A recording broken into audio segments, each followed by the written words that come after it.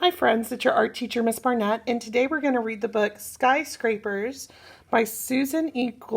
Goodman and Michael J. Doolittle. Let's get started. Skyscraper, from the ground up. Look up. A new tower of glass and steel is pushing into the sky. Everyone is hard at work. Backhoe operators take giant bites out of the earth with their buckets.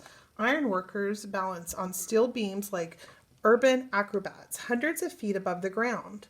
Sparks fly as welders use heat instead of hammers to attach giant pieces of steel. Throughout the building, engineers, plumbers, and carpenters are doing their job. Together they will create something no one of them could make alone, a new skyscraper in New York City. This building began long before the first bulldozer rumbled onto the job. Some artists draw and paint.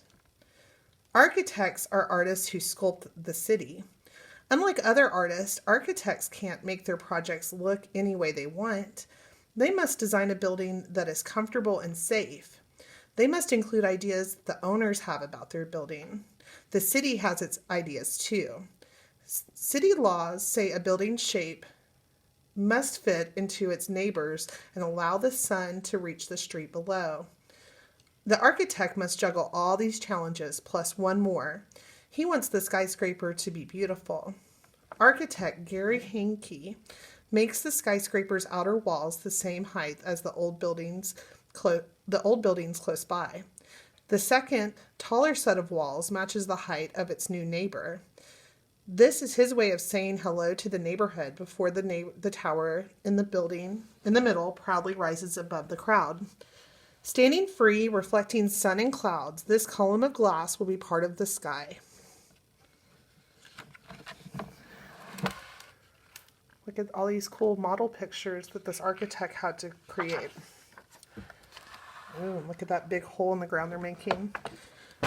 Skyscrapers are so heavy that if they just sat on the ground, they would sink into the Earth's crust. This skyscraper will stand upon bedrock beneath the Earth's surface. Rock so solid that it can support the 20 million pounds of the building will weigh when it's full of furniture and people. To get to the bedrock and dig the basement, backhoes scoop out dirt and rock, up to 7 tons in each bucket. Dump trucks, each carting off nearly 50 tons of the stuff, drive all the way to the neighboring state of New Jersey. The hole grows, and workers prop up a neighboring hotel to keep it from falling in. In one corner, workers hit bedrock too soon. The basement needs to be deeper.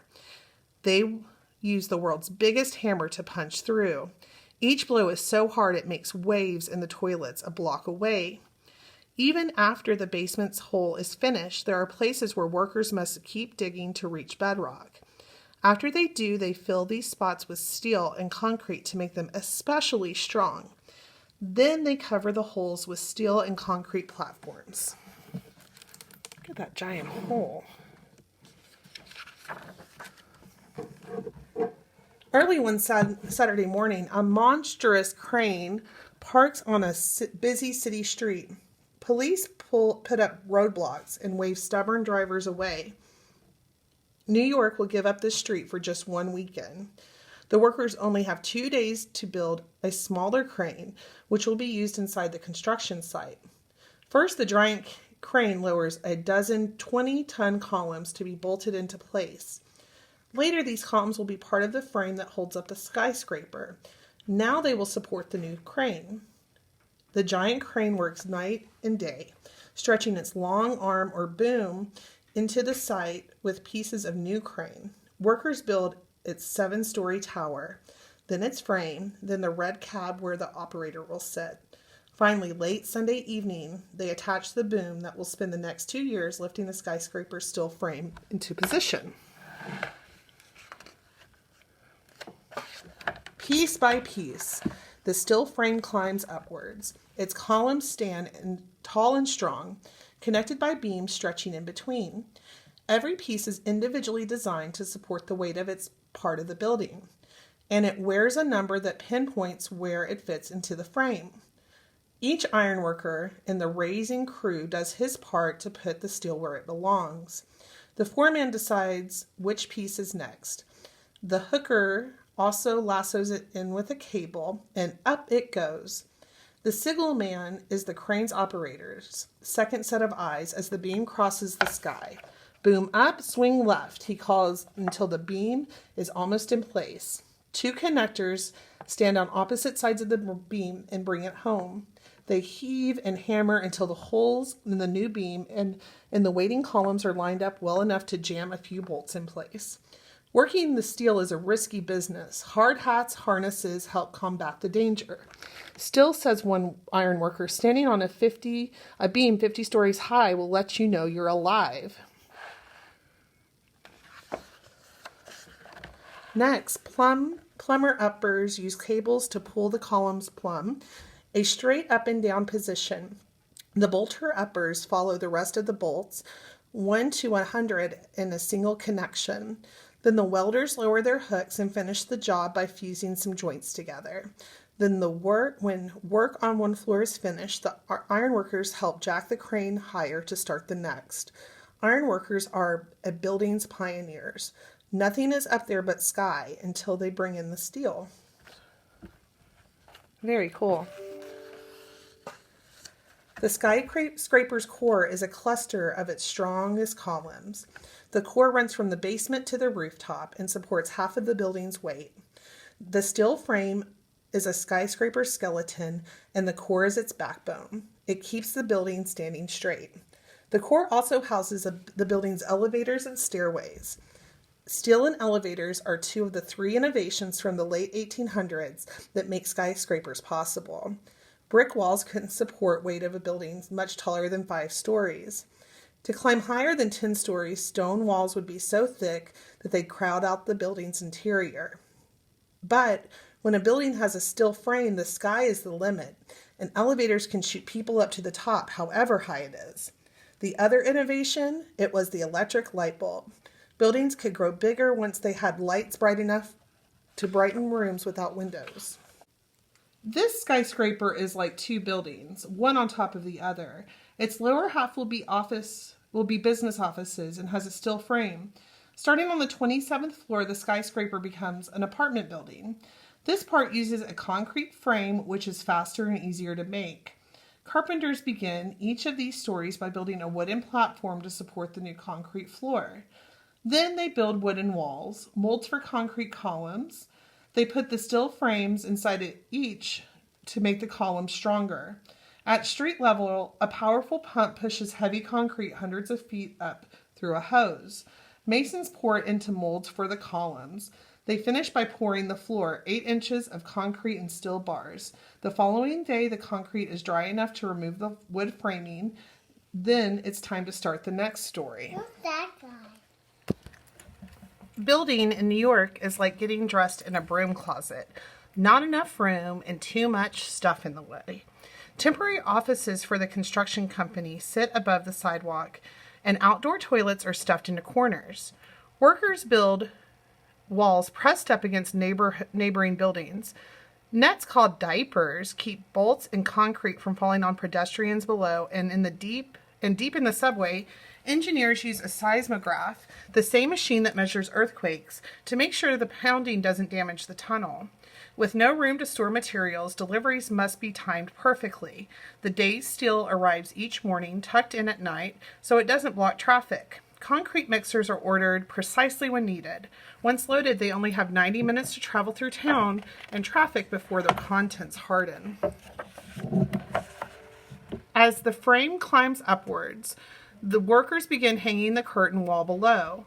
Only 2 clips attach each panel to the beams. When gravity presses the panel into its frame, it keeps it in place. Unlike a house's outer walls, the curtain wall doesn't hold up any weight. If the steel frame is the skyscraper skeleton, the curtain wall is its skin. Like our skin, it protects what's inside from the wind, rain, and cold.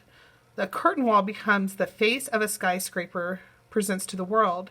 Its materials help keep the building's personality. The stone on the Random House building is serious. It creates strong, reliable bookends for the exciting glass books inside.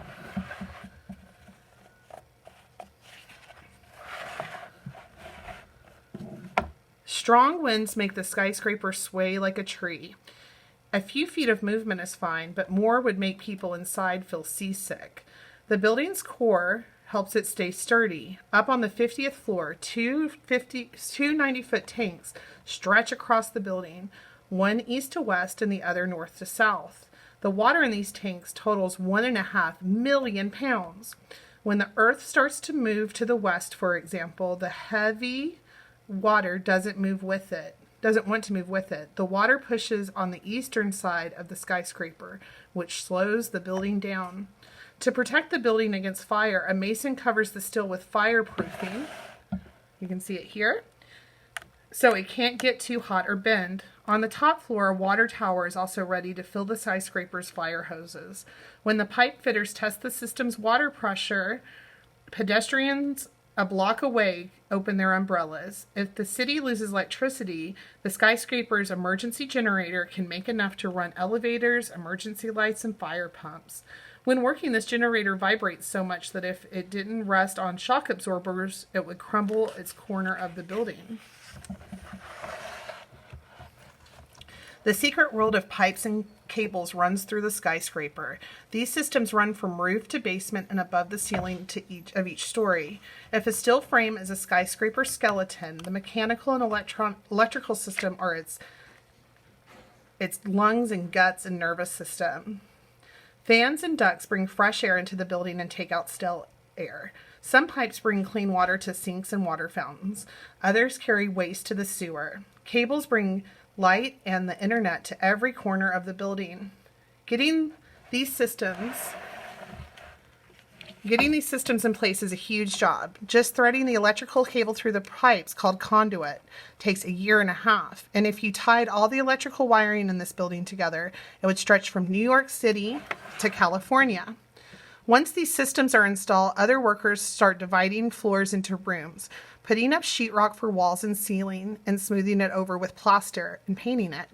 They use frosted glass to give privacy to offices, lay carpets, and put tiles, sinks, and toilets into bathrooms. Floor by floor, they turn the steel and concrete shell into a place where people can work and live. 3.5 years after the first bulldozer rolled onto the lot, the skyscraper is finally finished. Now, incoming trucks can deliver new furniture and food for the cafeteria, not concrete or steel. Office workers hunch over their computers. People in apartments take showers and cook dinner. Customers open an account at the bank on the ground floor. Our skyscraper has become part of New York, the city that was nicknamed Skyscraper National Park. In 1888, the 11-story tower building was New York's first metal frame skyscraper. Since then, New York has built in 5 directions: north, south, east, west, and up. Today, almost 5,000 skyscrapers proudly crowd into the city skyline.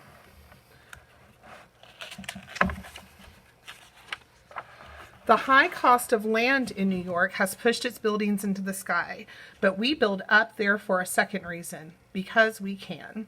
As the famous architect Philip Johnson once said, "I'm not just creating forms, I'm creating attitudes."